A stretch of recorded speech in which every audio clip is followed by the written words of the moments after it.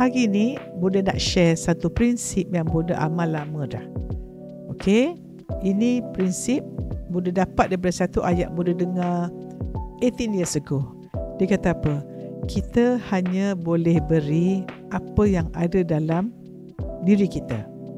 Dan dalam Islam, surah Ar-Ra'd ayat ke-11, surah ke-13. Betul kan ya kalau salah? Allah tidak akan mengubah nasib seorang satu kaum, melainkan mereka mengubah apa yang dalam diri mereka atau mengubah diri mereka. Siapa kita? Hati kita.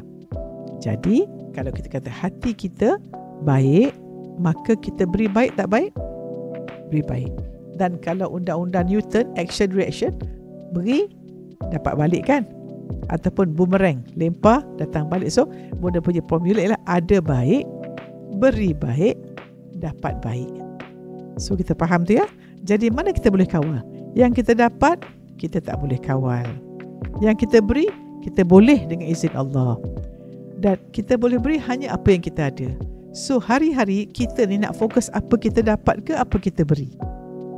Dan kita nak tentukan apa kita beri ni, nak tentukan apa kita ada. Ada itulah hati kita you all. Sebab tu dalam Islam, hari-hari kita mesti taubat, maafkan orang, minta maaf pada orang. Dia panggil tazkiyatun nafs, bersihkan hati yang kotor.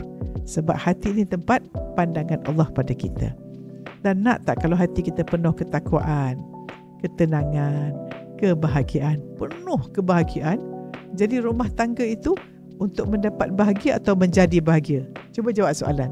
Rumah tangga itu untuk mendapat bahagia atau menjadi bahagia? Komen di ruang bawah dan belajar sesuatu dari Buddha. Setuju tak? Assalamualaikum.